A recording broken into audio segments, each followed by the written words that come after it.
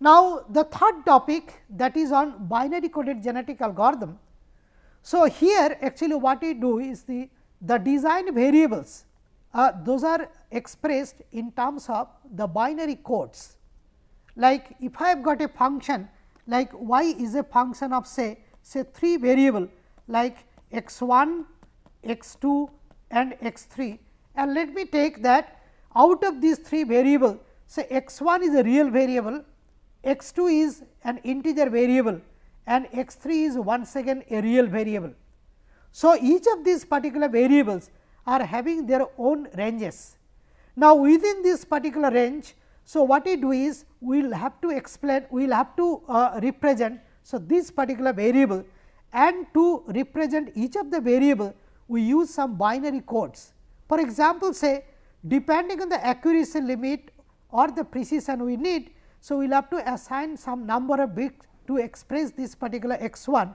Supposing that say I am representing, I am using say 10 bits to represent x 1, then I am using say 6 bits to represent say x 2, and I am using so once again the 10 bits to represent say x 3. So, the GA string will be 10 plus 6 plus 10. So, it is nothing but 26 bits long. So, I will have to use the 26 bits long GA string, and here in binary coded GA actually as I told, the variables are coded in the form of the binary number. Now, once you have coded this particular in the form of binary, so let us see how does it work. Now, the working cycle of a GA. Now, here actually what we do is we start with a population of solution. Now, if it is binary coded GA, we start with a large number of binary codes, binary strings. For example, say if the population size is 100, so we use 100 GA string, and these particular GA string, those are generated at random using the random number generator. Now, once you have got the number of bits to be assigned to each of the variable, now I can find out the decoded value for each of these particular the substring used to represent the design variable. And once you have got the decoded value and knowing their respective ranges and using the linear mapping rule, so we can find out what should be the real values for these particular the real variables, and those decoded value will be the values for this particular the integer variables. And once you have got the numerical values for this particular so this the numerical values for the design variables. So, I can find out what should be the value for this particular the objective function, that is y, and for the whole population of this particular binary coded GA. So, if this is the initial population of the binary coded GA, so I can find out for the whole population of size n. So, I can find out the fitness information. So, these are nothing but the fitness information for the whole population, and once you have got the fitness information for the whole population, now we are in a position to decide out of these n solutions which are good and which are bad. Now, to decide which are good, which are bad, we take the help of one operator, that is called the reproduction operator. Now, the purpose of using this reproduction operator is to form a mating pool. Now, as this initial population is generated at random, so there is no guarantee that all the solutions will be equally good. There could be a few good solution, there could be a few bad solutions also. Now, if you find out some good solution, so in the mating pool actually we are going to take multiple copies of this particular good solution, and if you find some bad solution in the initial population, those solutions we are going to delete from this particular the mating pool. The philosophy behind going for this mating pool, that this particular mating pool will consist of good solution probabilistically. Now, if it is a maximization problem, so if I take the average fitness of this particular mating pool, the average fitness of the mating pool is expected to be more compared to that of this particular the initial population. Now, if you see the literature, we have got a few reproduction scheme. For example, the oldest one is nothing but the proportionate selection or the Rule-Wheel selection, where the probability of selecting a particular solution is proportional to the fitness. So, the higher the fitness, the more will be the probability of being selected in this particular the mating pool. That means, if we find out some solution whose fitness is not good, there is a possibility it will be deleted from this particular the mating pool. Now, this particular the proportionate selection, that is the oldest method of reproduction, has got one drawback, that there is a chance of premature convergence, and to remove that particular problem, so another reproduction scheme was proposed, and that is nothing but the ranking solution. Now, in ranking solution, actually what we do is, in ranking selection what we do is, we do the proportionate selection based on the ranks, but not based on the fitness information. So, based on the rank we do this particular proportionate selection, and by doing that we can remove the chance of this premature convergence. But nowadays actually we use some sort of tournament selection, and in tournament selection we select a tournament size, and those solutions are selected at random from this particular initial population, and we try to find out the best, and the best one is selected in the mating pool. And once you have selected the best one in the mating pool, so all the solutions considered in the tournament will be returned back to the initial population, and if the population size is capital N, so we will have to play the tournament for capital N size n times, and each time we are going to select a particular the solution. Now, if you see the computational complexity, the computational complexity of this particular the tournament selection is much less compared to the proportionate selection, and that is why nowadays we use only the tournament selection. Now, once you have got this particular mating pool, next we try to form the mating pair, and this particular mating pair selection is done at random. Now, supposing that we have got n population size, so there will be n by 2 mating pairs, and in each pair there will be 2 such solution, and this particular mating pair selection will be at random. Now, supposing that we have got n by 2 mating pairs. Now, for each of the mating pair, whether it is going to participate in the next operation, that is the crossover.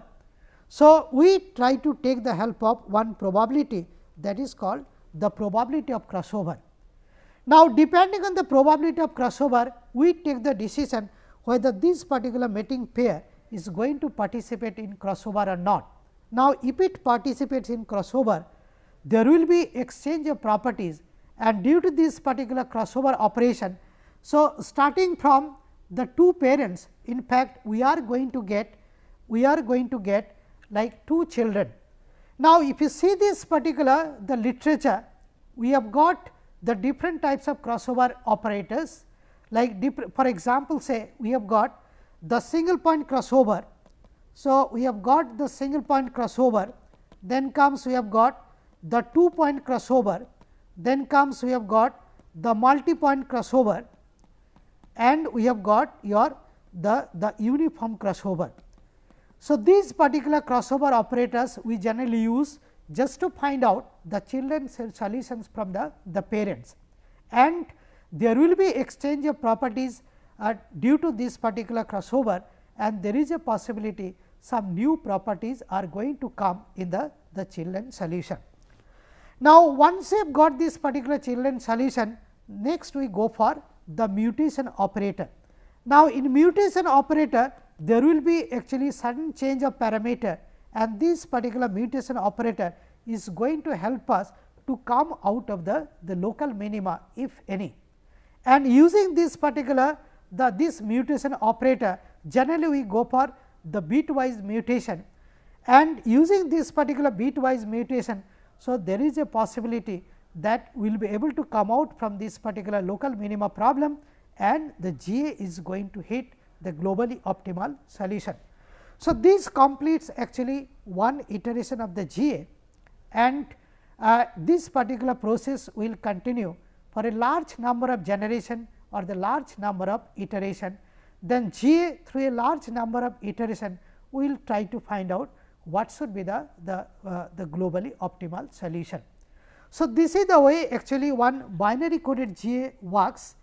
Now, if you see the merits and demerits. So, this particular binary coded GA has got a few merits and demerits that I am going to discuss after some time, but before that let me tell you that we actually carried out some hand calculation just to show you the working principle of a binary coded GA, and by doing that particular hand calculation in fact we could prove indirectly that GA can optimize the function and GA can find out the optimal solution through a large number of iteration. Now, if you want to ensure a very efficient search for the GA, so we will have to select the parameters in an optimal sense, and that is why we will have to go for this particular the GA parametrics GA parameter setting. Now, the performance of a GA depends on a balance between the population diversity and the selection pressure. So, there are two things, one is called the selection pressure and another is called the population diversity.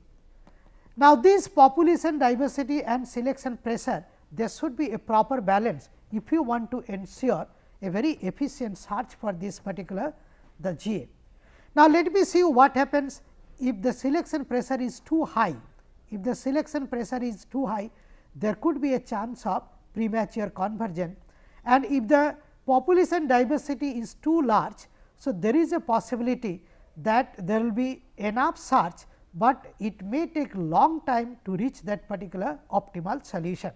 So, there should be a proper balance between selection pressure and this particular the population diversity in GA, and to ensure that we generally go for some sort of parameter setting, like we try to set what should be the optimal parameters like probability of crossover, then probability of mutation, then population size and the maximum number of generation.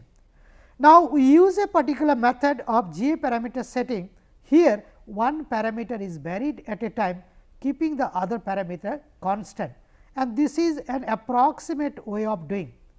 So, using this approximate method of GA parameter setting, we can find out what should be the near optimal GA parameter. Now, if you run this particular GA using that particular near optimal parameters, there is a possibility that it will be able to maintain the balance between the selection pressure and the population diversity, and GA will be able to hit that globally optimal solution. So, this is actually the purpose of the GA parametric study, which I have already discussed in much more details. Now, the next topic is the schema theorem of this particular the binary coded GA. Now, actually the purpose of this particular schema theorem was to prove indirectly the convergence of this particular the binary coded GA. Now, here as there is no such direct mathematical proof till today of this particular the GA. So, we took the help of this schema theorem just to indirectly prove that yes, GA can maximize or minimize, GA can optimize that particular the objective function. Now, here actually what we do is, now let me just tell you in short, in details I have already discussed. Supposing that we have got one population of solution of binary coded GA of size say n, and we have got a few binary strings here, say large number of binary strings here, and we try to find out the similarity among this particular the binary string, and after watching this particular similarity, so we try to design one schema, and this schema is nothing but a template. So, we try to find out a template which is followed by the large number of your the GA string. the binary coded GA string. And this particular schema or the template, we try to see the growth or the decay through a large number of iteration. And mathematically we can actually derive one expression, and that expression is known as the schema growth expression, the schema growth theorem. So, this schema growth theorem we can find out one mathematical expression, and once you have got that particular mathematical expression, now we can take the decision whether a particular schema is going to survive or not, and whether this particular schema or the template is going to get a large number of your solutions or not. Now, this actually mathematically we can find out one expression, and from this particular expression we can come to one conclusion that if I have got a schema which is having short defining length,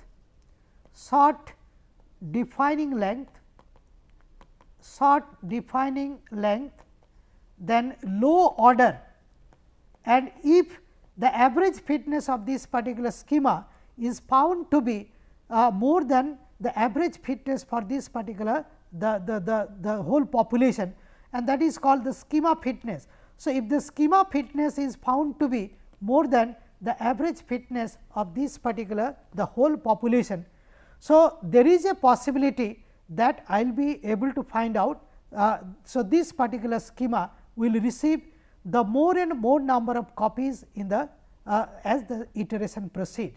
So, if I have got a schema which is having short defining length, low order, and fitness is higher than the average fitness of the population, that particular schema is known as the building block.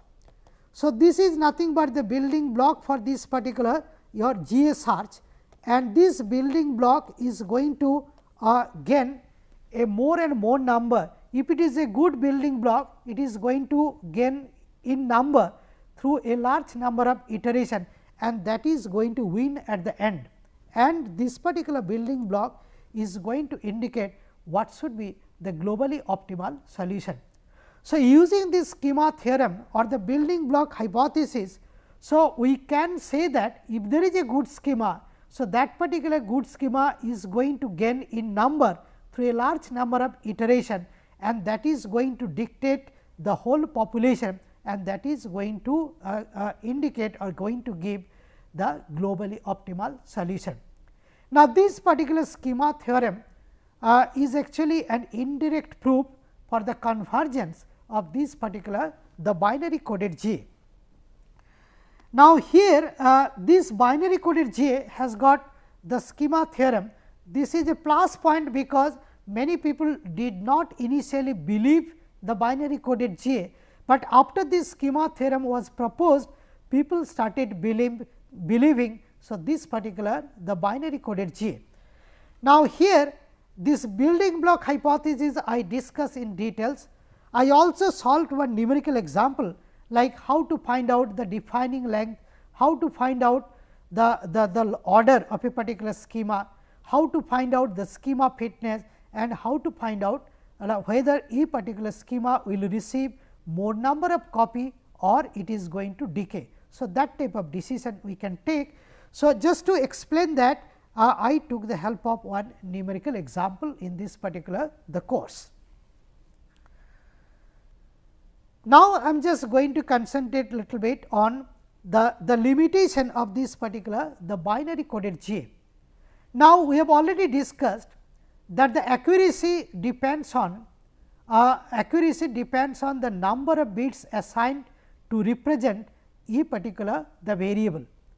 Now, if you need more accuracy, so we will have to assign a large number of bits, and supposing that I have got a function which is to be optimized.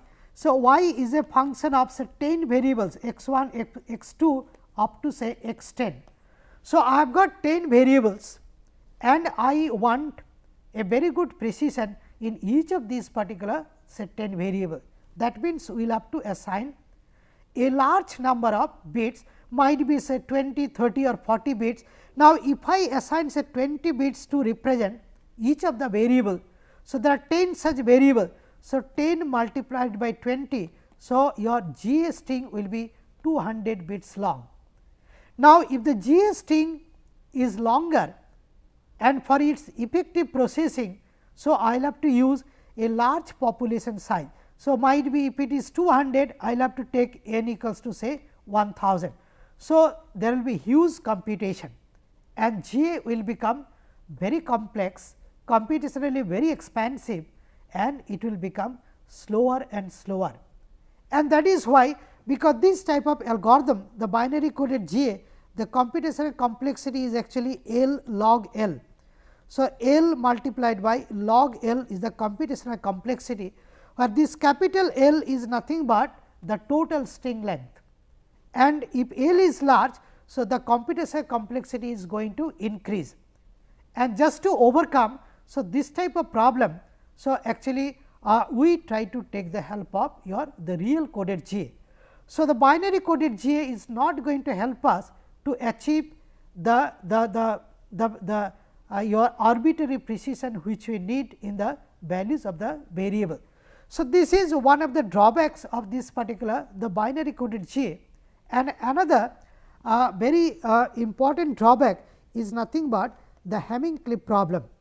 Now, this Hamming-Cliff problem is actually a very difficult problem faced by this binary coded GA, because in binary codes from one number, if I want to move to the next number like or the previous number, the number of change which I will have to consider in the values of the bits is not kept the same. For example, say let me take a very simple example, say 15 to 16 if I want to go and 15 to 14 if we want to go, the number of change to be incorporated in the binary representation is not exactly the same. So, I will have to go for the different number of changes if I want to move from a particular number to the previous number or to the next number. So, actually, so this particular the problem is known as the Hamming-Cliff problem of the binary codes. Now, this Hamming-Cliff problem is going to create some sort of artificial hindrance to the gradual search of this particular the genetic algorithm. Now, if the GA search is proper, so this particular search has to be gradual and there should not be any abrupt search, and that is why. So, this particular Hamming-Cliff problem of the binary coded GA is not desirable, and to solve this particular Hamming-Cliff problem actually we take the help of another type of GA, that is called the gray coded GA. So, we take the help of this gray coded GA. Now, this particular gray coded GA is going to help us just to remove this particular the Hamming-Cliff problem of the binary coded GA. Now, here actually this real coded GA I have discussed in much more detail, but the gray coded GA most probably I did not discuss in detail, but it is very simple. Only thing the design variable should be expressed in terms of gray codes in place of the binary code, other things will remain the same. Now, the next is actually we discussed little bit on the constraint handling in genetic algorithm. Now, genetic algorithm can solve actually both the unconstrained as well as the constraint optimization problem. Now, here if you want to solve the constraint optimization problem, so we will have to take care of these particular the functional constraint. Now, these functional constraint actually it could be nonlinear function of the design variable, it could be the linear function of the design variable, and it could be either equality or it could be inequality functional constraint. So, all the functional constraints actually you will have to consider, and GA will have to find out one optimal solution which is feasible in the sense that it is not going to violate any of this particular the functional constraint. Now, to ensure that actually what we do is we take the help of one approach, and that is called the penalty function approach. Now, this penalty function approach in fact I have discussed in much more detail, and I have solved one numerical example. Now, in short, let me tell you that like how to implement this particular the penalty function approach. Now, supposing that say I have got a function, say y is a function of say 2 variable. For simplicity, let me consider that this is a function of only 2 variables. Now, using these 2 variables, I have got some say objective function, say this is the objective function, and I have got a few functional constraints. For example, say let me take a very hypothetical functional constraint like x 1 square plus x 1 x 2 minus x 2 square should be greater than or equals to 5.0. So, this is a functional constraint, nonlinear functional constraint, inequality functional constraint. Now, if I want to solve with the help of a genetic algorithm, so genetic algorithm will have to find out those values of x 1 and x 2, so that it satisfies this particular the functional constraint, and if it does not satisfy, so this particular functional constraint, so that will be declared as the invalid solution, and that is not be will not be considered as the valid optimal solution. Now, how to ensure and how to penalize if there is any such violation of this particular the functional constraint. Now, supposing that I am solving say minimization problem, say, and I have already got the objective function, the value of the objective function is a small f, and I am just going to solve one minimization problem. That means, lower the value of the objective function, so better will be the solution. Now, here if there is any such violation of the functional constraint, so I calculate the modified fitness capital F, and that is nothing but small f plus a penalty term p, if it is a minimization problem, and if it is a maximization problem. So, this particular the penalty term has to be.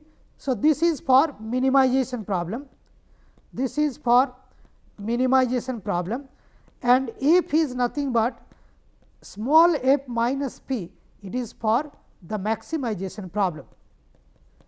Now, how to calculate this particular penalty? So, this penalty is calculated using the different approaches. Now, one is called the static penalty, another is called the dynamic penalty, and we have got the concept of adaptive penalty.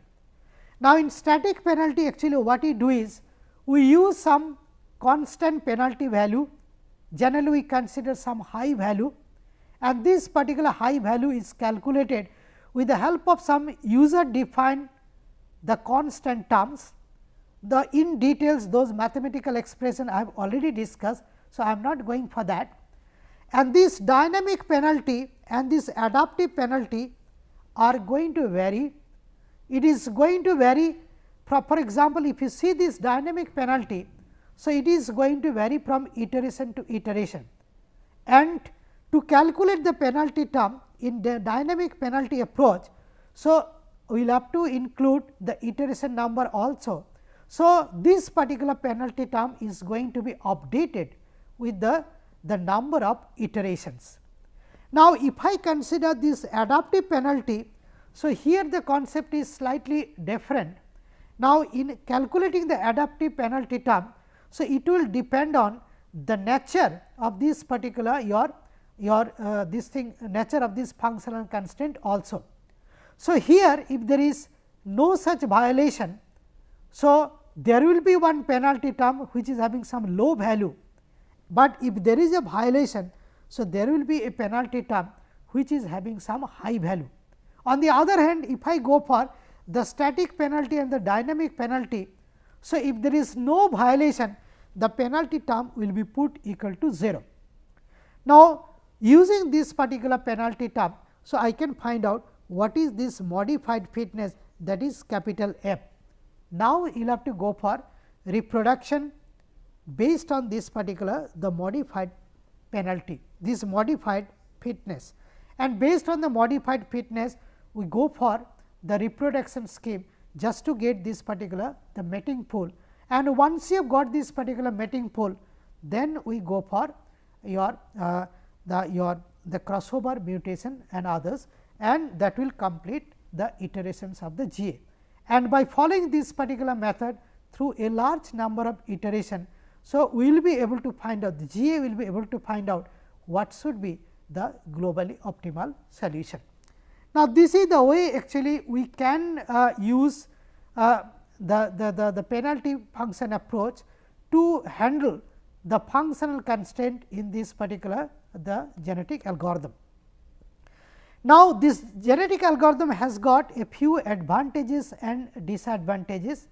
Now, it has got an advantages, for example, so it can tackle a variety of problem. So, it is much robust compared to the traditional tools for optimization, and so if there is any discontinuity of the objective function, so it can handle, because it does not require the gradient information of this particular your objective function. And there is another big advantage that we can go for parallel computing. As this is a population based approach, so easily we can implement that parallel computing with the help of this MPI algorithm. Now, it has got a few drawbacks. For example, the genetic algorithm is computationally very expensive, it is slow, and in fact, it is bit difficult to implement online if you want to get the optimal solution within a fraction of second. So, the conventional genetic algorithm cannot be used, and this genetic algorithm is actually a black box sort of thing. For example, say if you want to solve one maximization problem or minimization problem, now on the computer program of the genetic algorithm, we just write down the expression of the objective function, we give the range of the variables, and we also decide all the GA parameters, and we run GA. Then after a large number of iteration, there is a possibility the GA will be able to get that globally optimal solution, but in fact, the user may not know actually what is happening inside the GA, and that is why we called that genetic algorithm is nothing but a black box. Now, these are all disadvantages. So, there are some merits and demerits, and these are all disadvantages of this particular the genetic algorithm. Now, considering the weakness of this particular genetic algorithm, that is the genetic algorithm cannot handle the local optimization very efficiently, we take the help of one hybrid optimization tool, and that is actually efficient optimization tool. Now, sometimes we will have to use this type of efficient optimization tool, which is nothing but a hybrid optimization tool. Now, as we note, the genetic algorithm is actually a very powerful search technique for global optimization, but its local search capability is not so good, and that is why we combine the global search capability of genetic algorithm along with the local search capability of a local search technique like say steepest descent algorithm, just to efficiently solve that optimization problem. And that is why the concept of this efficient hybrid optimization tool came into the picture. Thank you.